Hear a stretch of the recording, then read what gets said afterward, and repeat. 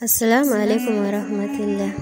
Jama'a barka da jimirin kasancewa da manhajar Wiki Hausa wadda ke koyar da muhimman abubuwa a ɓangarori daban-daban domin wayar da kan al'umma. Za ku iya samun ma adireshinmu na yanar gizo wato www.wikihausa.com.ng ko a shafinmu na Facebook @wikihausa.com.ng da kuma YouTube @wikihausa. A wancan satin ne ranar Juma'a muka kawo muku bayanai sosai game da soyayya tare da abubuwa da mutane ke fama da su yayin da suka ɗanɗani soyayya. Idan ba ku manta ba, har ma wasu sun ce soyayya wata cuta ce wacce ba ta da magani. To a yau Juma'a cikin yardar Allah a wannan shiri na dausayin soyayya za mu yi bayani ne akan yadda ake gyaran soyayya tare da ni Amina Yusuf Gwamna. Ana gyaran soyayya ne ta hanyar samun ilimin soyayya, wato a fahimci ma'anar soyayya, muhimmancin zuciya, alamomin soyayya, rabe-raben soyayya da dai sauransu. Ma'anar so shine yarda da amincewar zuciya game da wani mutum ko wani abu. A gyaran soyayya sai mun fahimci matsayin zuciya.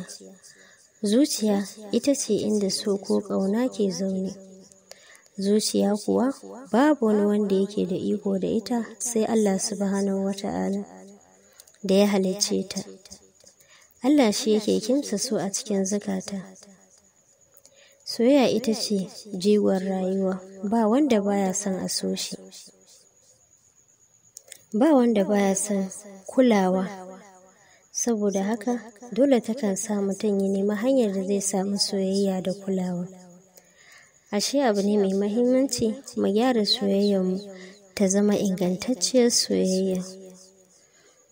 Wanda da yake son ya gyara soyayyarsa kuwa, to sai ya fahimci ita soyayya akwai mai ƙarfi, wato ingantacciya, ta gaskiya, kuma akwai mai rauni, wato soyayyar ƙarya.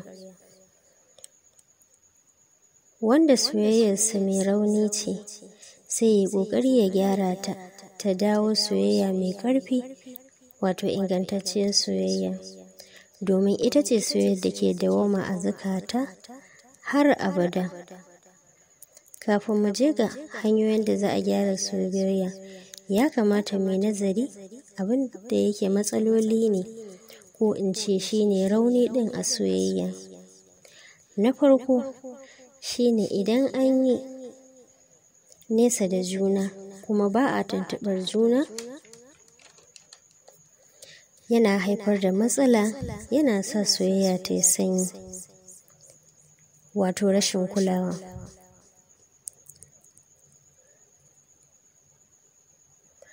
Na biyu kuma shi ne ƙiyayya, wato a ce a soyayya ɗaya ne yake so, ɗaya kuma baya so. Tabbas idan aka samu haka, to za ka ga an samu matsala a wannan soyayyar. Na uku kuma shi ne rashin yi wa soyayya caji, wato ba ta haƙoƙinta da kulawa, ba ta irin abin da take buƙata domin ta dinga hauhawa.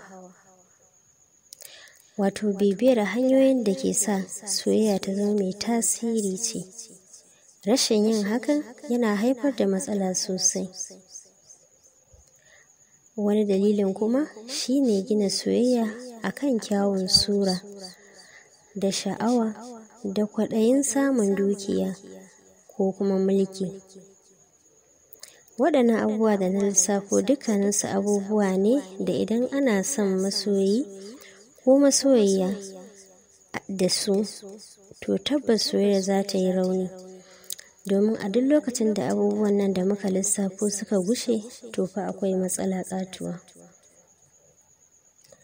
Wasu ma na ganin akwai rauni a soyayya a ce ka so mace domin mahaifinta babban malami ne.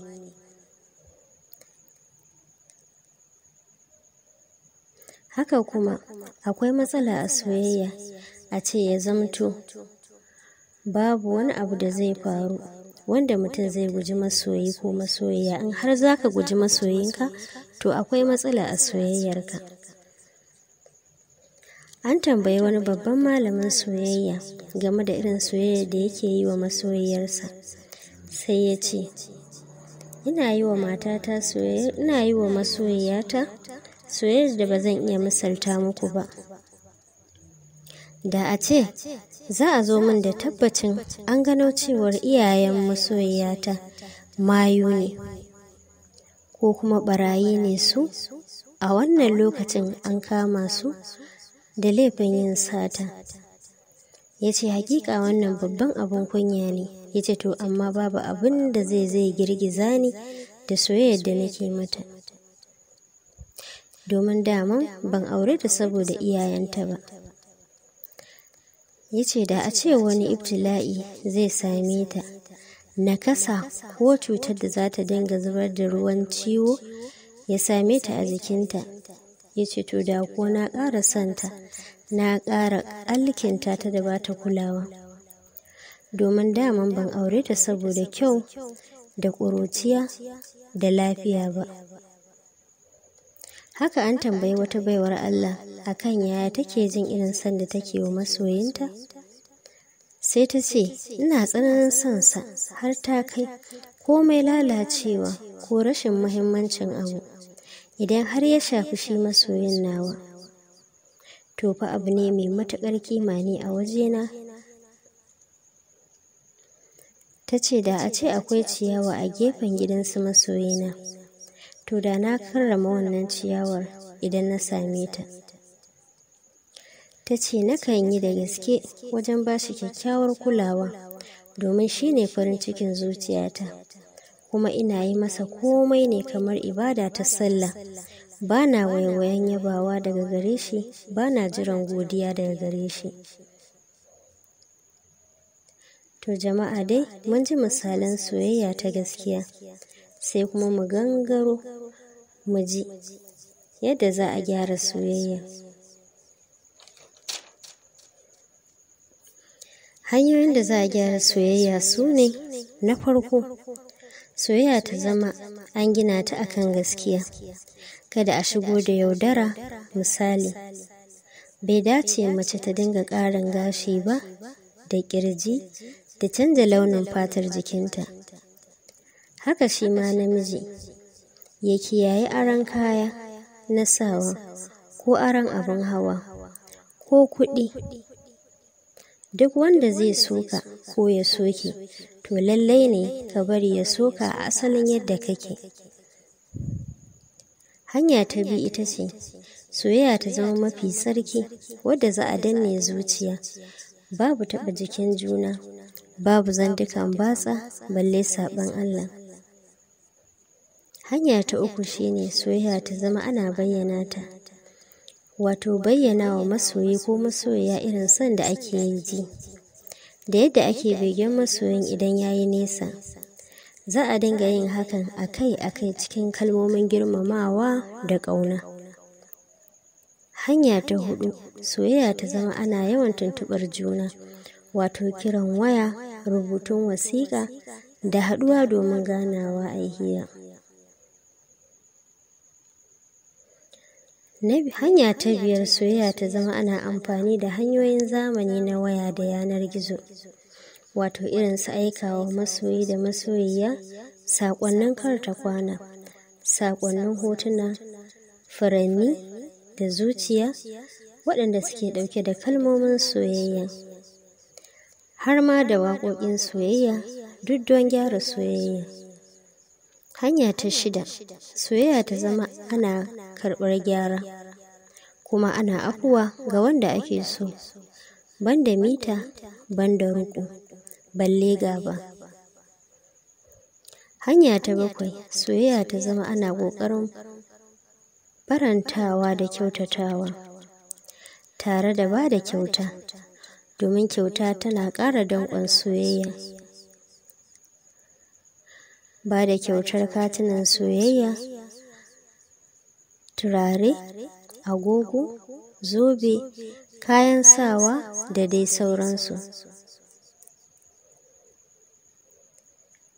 Mafi yawa masoya kan nace wa irin kyautar da ta fito daga masoyansu, suna kuma ganinta suna ƙara tuna masoyan nasu ne. Hanya ta 8, soyayya ta zama ana damuwa da halin wanda ake so yake ciki, wato taya shi farin ciki a lokacin farin cikinsa da taya shi baƙin ciki a lokacin ɓacin ransa. Hanya ta 9, soyayya ta zama akwai kunya. Ita kunya ado ce a soyayya, alkhairi ce, tana gyara soyayya. Hanya ta 10, soyayya ta zama ana koyi da Annabi sallallahu alaihi wasallam. Muna da kyawawan misalai da yawa na yadda ake soyayya daga gidan Annabi sallallahu alaihi wasallam da iyalansa. Hanya ta 11, soyayya ta zama ana neman iliminta. A je gaban malamai a ɗau karatu, tare da yawan karance-karancen littattafai na bayanan soyayya, har ma da na labaran soyayya.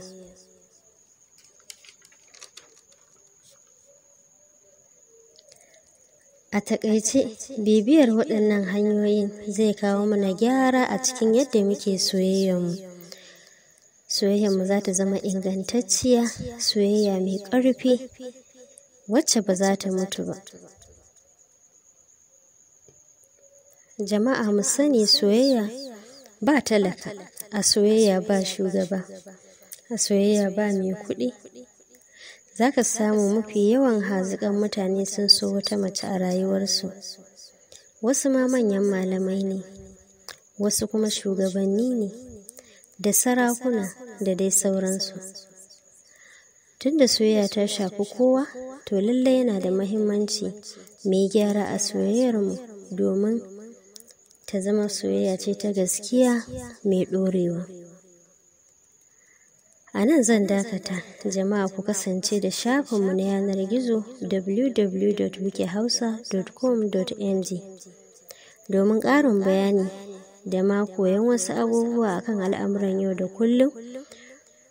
To a tura mana saƙon karta kwana a kan lambar waya kamar haka: